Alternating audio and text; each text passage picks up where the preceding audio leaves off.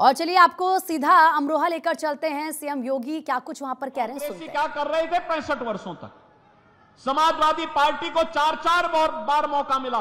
क्या कर रही थी समाजवादी पार्टी? बहुजन समाजवादी पार्टी को भी मौका मिला। क्या कर रहे थे ये लोग? केवल लूट करके अपने परिवार का भर रहे थे। इनको गरीबों की चिंता नहीं थी। इंदिरा गांधी ने जो नारा दिया गरीबी हटाओ का, पोता भी तोते की तरह वही रट रहा है कि गरीबी हटाओगे, हटाएंगे। और कट कैसे हटाएंगे? कह रहे हैं कि जिसकी संपत्ति होगी उसको हड़प लेंगे, फिर उसको हम लोग दूसरों को बांट देंगे, बंदर बांट कर देंगे। ये बंदर बांट इनका जो है ना, इसी के लिए हम लोग आए हैं कि आज जो मोदी जी करने में सफल हुए हैं, इसलिए सफल हुए हैं बहनों और भाइयों, क्योंकि मोदी जी को ताकत आपने दी है। एक वोट की ताकत है। ये एक वोट की ताकत आतंकवाद ला सकता है अगर गलत हाथों में जाएगा। और यह आतंकवाद को सीमा पार ही निपटा देगा अगर भाजपा को यह वोट जाता है तो।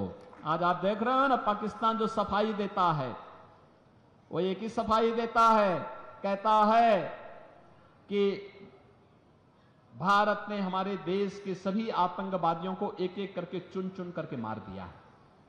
तो क्या आतंकवादियों की आरती उतारेंगे क्या? यही तो करना है हम लोगों को। भाजपा को पड़ने वाला एक एक वोट आतंकवाद को सीमा पार ही निपटा देगा। आपको आपका भाजपा को मिलने वाला एक एक वोट बेटी और व्यापारी को सुरक्षा की गारंटी दे देता है। कर्फ्यू से मुक्ति और कावड़ यात्रा को ले चलने की गारंटी भी दे देता है। बहनों और भाइयों, आपका एक वोट गरीब के जीवन में परिवर्तन ला करके, कांग्रेस के समय में गरीबी बढ़ी और मोदी जी के 10 वर्ष के कार्यकाल में 25 करोड़ लोग गरीबी रेखा से मुक्त होकर के खुशहाल जीवन जीने के लिए आगे बढ़े हैं, विकास की प्रक्रिया के साथ आगे बढ़े हैं। और कांग्रेस अपने घोषणा पत्र में कह रही है जो 25 करोड़ लोग गरीबी से मुक्त हुए हैं, इनको फिर से गरीब बनाएंगे। क्या आप ऐसे कांग्रेस को वोट देंगे? और तो और, पिछली बार जो धोखा हुआ, आपने जिस व्यक्ति को सांसद चुना वह व्यक्ति तो भारत माता की जय भी नहीं बोलता। और पिछली बार किस चुनाव चिन्ह पे आया था, इस बार फिर दूसरे चुनाव चिन्ह पे आ गया। ये हमेशा पहले उसने हाथी का सहारा लिया और जब यहां पूरा चर खा लिया है तो अब वह हाथ का सहारा लेकर के जबरदस्ती यहां के संसाधनों को लूटने का प्रयास कर रहा है।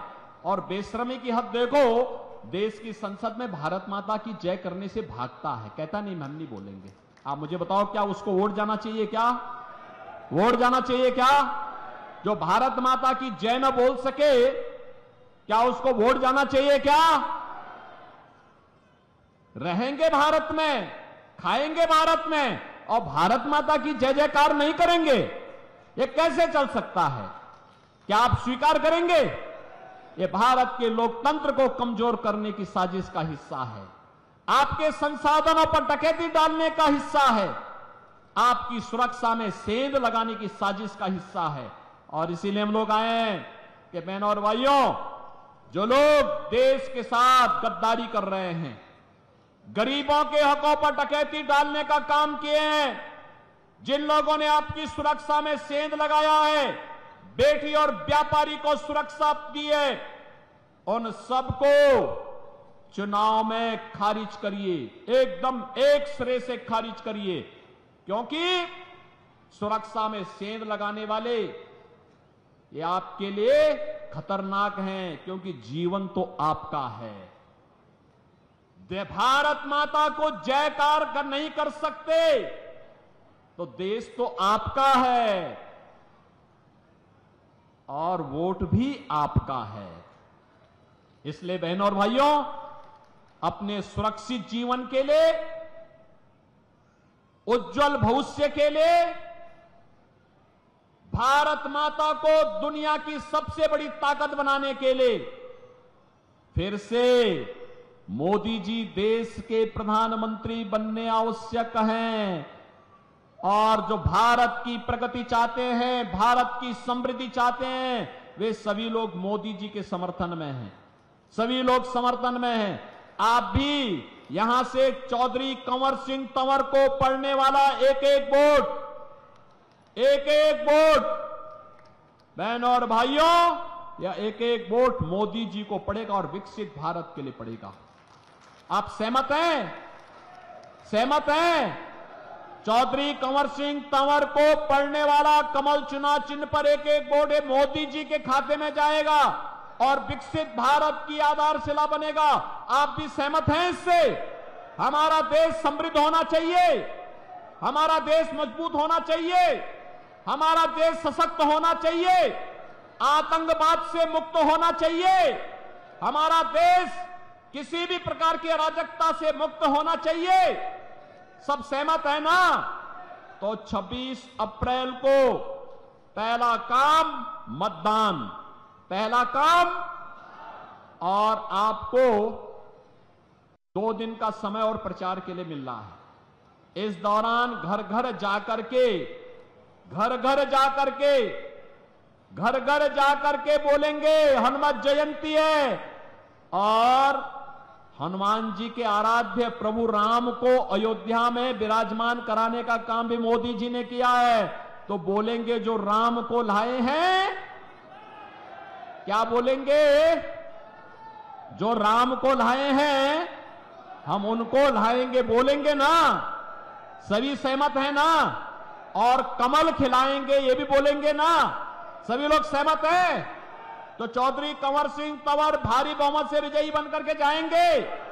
तो फिर मेरे साथ बोलेंगे भारत माता की, भारत माता की, भारत माता की।